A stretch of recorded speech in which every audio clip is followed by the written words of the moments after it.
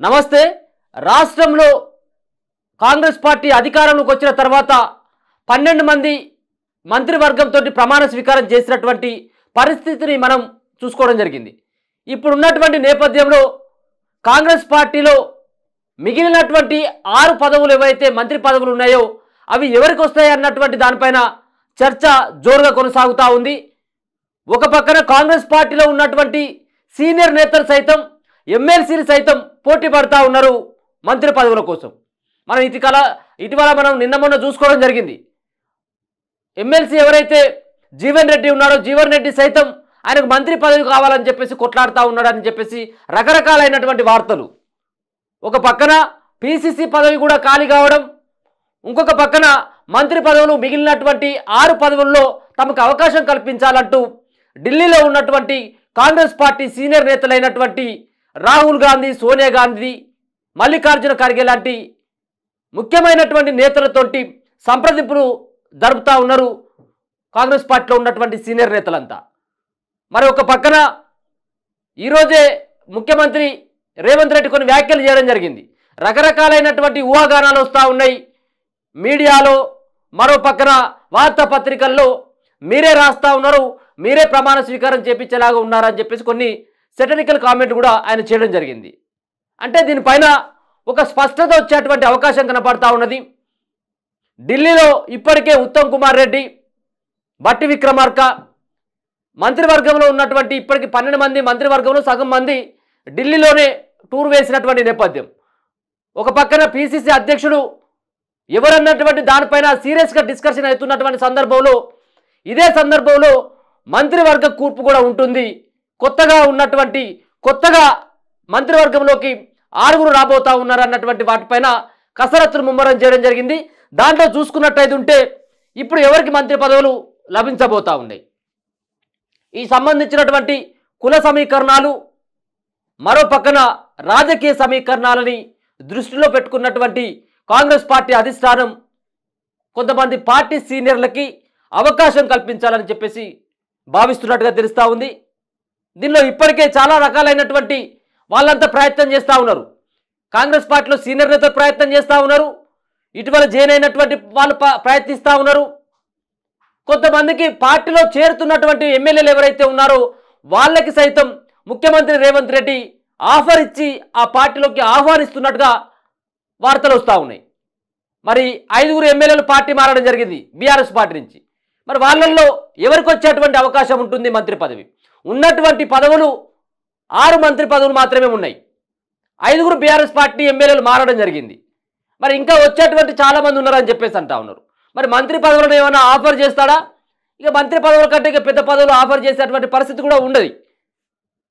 దీనిలో చూసుకున్నట్టయితే ఉంటే బీఆర్ఎస్ పార్టీ నుంచి చేరినటువంటి 5 ఎమ్మెల్యేల్లో ఏ ఒక్కరికి సైతం మంత్రి పదవి వచ్చేటువంటి అవకాశం కనబడట్లేదు, రాదు కూడా. ఒకవేళ వచ్చిన కాంగ్రెస్ పార్టీ సీనియర్ నేతలంతా కూడా రేవంత్ రెడ్డి పైన మరి బగ్గుమనేటువంటి పరిస్థితి ఉంటుంది. కాబట్టి పోచారం శ్రీనివాసరెడ్డికో, కడియం శ్రీహరు, తెల్లం వెంకట్రావు, నిన్న మొన్న మారినటువంటి సంజయ్ కుమార్, ఇట్లాంటి కొంతమంది ఎవరైతే ఉన్నారో 5 ఎమ్మెల్యేలు ఎవరికి కూడా వచ్చేటువంటి అవకాశం లేదు, దానవ నాగేందర్ లాంటి వాళ్ళు.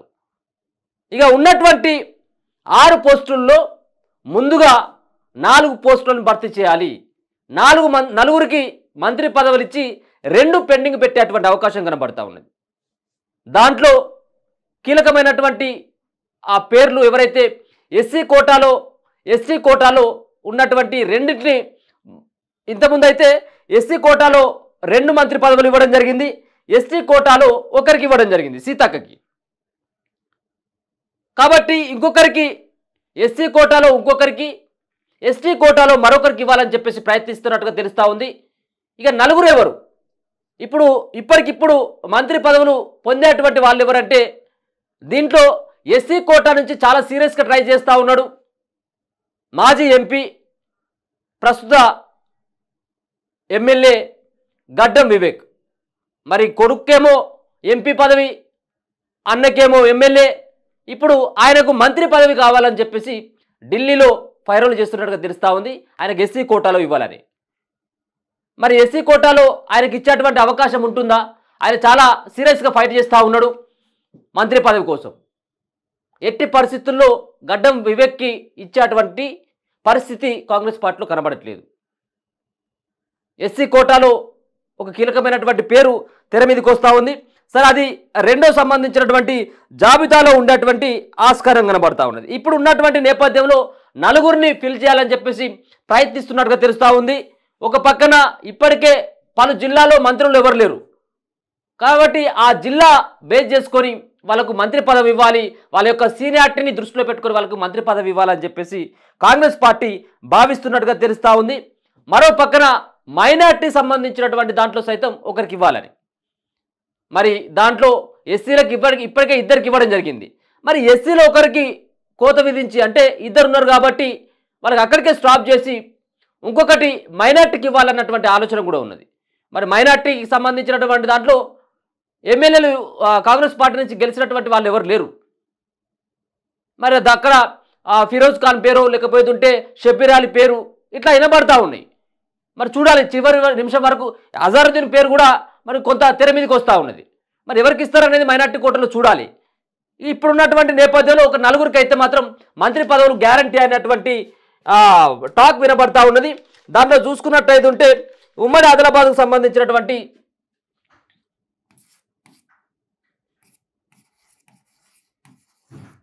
ఆదిలాబాద్ జిల్లాకి మరి ఒక్క మంత్రి పదవి కూడా కాంగ్రెస్ పార్టీ ఇవ్వలేదు. కాంగ్రెస్ పార్టీ సీనియర్ నాయకుడు అలాగే ఈయనే మరి ఏదైతే ఓసీ సామాజిక వర్గానికి చెందినటువంటి వ్యక్తి కొక్కిరాల ప్రేమ్ సాగర్ రావు.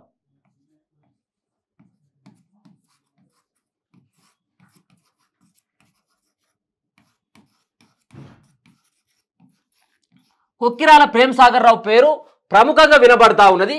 ఒకవేళ కనుక అంటే ఇప్పటికే కాంగ్రెస్ పార్టీలో ఓసీ సామాజిక వర్గం నుంచి 7 మంత్రులు వాళ్ళు ఓసీ సామాజిక వర్గం నుంచే ఉన్నారు. మరి కొక్కిరాల ప్రేమ్ సాగర్ను కలుపుకుంటే 8 అవుతుంది. ఉన్నటువంటి 16 మందిలో కొక్కిరాల ప్రేమ్ సాగర్ను కలుపుకుంటే 8 అవుతుంది. కాబట్టి ఇదే సంబంధించినటువంటి ఆదిలాబాద్ జిల్లా నుంచి మరొకరికి ఎస్టీకి అవకాశం ఇవ్వాలంటే ఇక్కడ తెర మీదకి వస్తున్నటువంటి పేరు వెడ్మ బొజ్జు, ఎస్టీ సామాజిక వర్గం. ఈయన పేరు కూడా తెర మీదకి వస్తూ ఉన్నది. ఈయనేమో ఓసీ సామాజిక వర్గం. మరి చాలా సీనియర్ నాయకుడు కాంగ్రెస్ పార్టీకి సంబంధించిన ప్రేమ్ సాగర్ రావు. మరి రెడ్డిలకు సంబంధించినటువంటి వాళ్ళే దాంట్లో మంత్రులుగా కొనసాగుతూ ఉన్నారు కాంగ్రెస్ పార్టీలో. మరి ఒకరి రావుకి ఎవరన్నా అంటే వెలమ సామాజిక వర్గం నుంచి మరి ఈయనను కూడా తీసుకోవచ్చు అన్నటువంటి అవకాశం ఉంటుందని చెప్పేసి చెప్తా ఉన్నది కొక్కిరాల ప్రేమ్ సాగర్ రావు. ఒకటి. రెండో ఎవరైతే నిజామాబాద్ సంబంధించిన దాంట్లో కూడా నిజామాబాద్కు వచ్చేసరికి నిజామాబాద్లో కూడా ఎవరికి ఇవ్వలేదు. ఇక్కడ సుదర్శన్ రెడ్డి, పి సుదర్శన్ రెడ్డి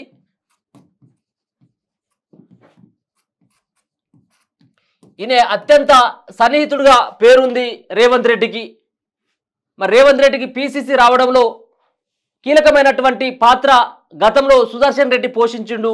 కాబట్టి వీళ్ళిద్దరి మధ్య రాజకీయ పరమైనటువంటి సత్సంబంధాలు ఉన్నటువంటి నేపథ్యంలో ఖచ్చితంగా నిజామాబాద్ నుంచి సుదర్శన్ రెడ్డి ఈయన కూడా ఓసీ సామాజిక వర్గం. ఇక మరొకరు ముదిరాజ్ సామాజిక వర్గానికి చెందినటువంటి వ్యక్తికి మేము అవకాశం ఖచ్చితంగా కల్పిస్తామని చెప్పేసి రేవంత్ రెడ్డి గతంలో చెప్పినటువంటి పరిస్థితి కూడా చూసుకోవచ్చు. మరి ముదిరాజ్ సామాజిక వర్గం నుంచి ఒకరే ఒకరు ఎమ్మెల్యేగా గెలిచిండ్రు, అది కాంగ్రెస్ పార్టీ నుంచి. అది వాకాటి శ్రీహరి. ఈయన మహబూబ్ నగర్ ప్రాంతానికి చెందినటువంటి వ్యక్తి.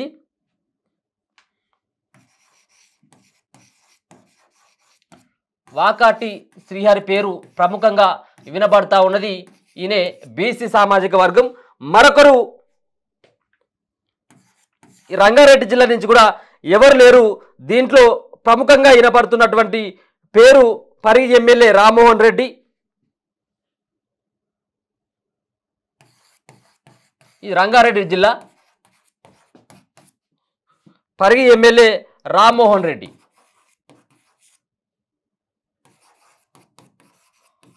ఈ నలుగురికి ఈ దాంట్లో మరి అవకాశం కల్పించేటువంటి పరిస్థితి కనపడతా ఉన్నది. ఒకవేళ కనుక మనం చూసుకున్నట్టయితే ఉంటే ఇప్పటికే కాంగ్రెస్ పార్టీలో 7 ఓసీ సామాజిక వర్గానికి ఉంటే ఇక్కడ ఒకటి రెడ్డి, సుదర్శన్ రెడ్డి, ఇక్కడ ప్రేమ్ సాగర్ రావు. మరి ఈ మూడింటిని కలుపుకుంటే 3 ఓసీ సామాజిక వర్గానికి చెందినటువంటి వ్యక్తులు మరి 10 మంది అవుతారు. మరి 10 మందికి మరి అవకాశం కాంగ్రెస్ పార్టీ అగ్రకులాలకు చెందినటువంటి వ్యక్తులకు ఇచ్చినట్టయితే ఉంటే రానున్నటువంటి రోజులలో ఇబ్బంది అయ్యేటువంటి అవకాశం ఉంటుందనేది ఒక వాదన అయితే, ఇంకొక పక్కన ఈ సంబంధించినటువంటి రెడ్డి సామాజిక వర్గానికి ఓసీ సామాజిక వర్గానికి ఇచ్చినప్పటికీ దీంట్లో పిసిసి అధ్యక్షుడు ఒక బీసీకి ఇచ్చినట్టయితే ఉంటే ఈ సంబంధించినటువంటి ఎఫెక్టు ఈ రెడ్డిలకు రావులకు ఇచ్చుకున్నారు కానీ మంత్రి పదవులు ఇక్కడ బీసీకి పిసిసి పదవి ఇస్తున్నాం కాబట్టి ఇబ్బంది అయ్యేటువంటి అవకాశం ఉండదు అన్నటువంటి ఆలోచనలు కూడా కాంగ్రెస్ పార్టీ చేస్తున్నట్టుగా తెలుస్తూ ఉంది. ఈ పేరును దరిదాపుగా ఖాయమైనట్టుగా తెలుస్తూ ఉంది. కాంగ్రెస్ పార్టీలో ఇటీవల చేరినటువంటి బీఆర్ఎస్ పార్టీ ఎమ్మెల్యేలకు ఎవరికి కూడా మంత్రి పదవి వచ్చేటువంటి అవకాశం లేదు. చాలా సీరియస్గా ట్రై చేస్తున్నటువంటి గడ్డం వివేక్కి సైతం ఈ పిసిసి పదవి మంత్రి పదవి కూడా వచ్చేటువంటి అవకాశం కనిపించట్లేదు.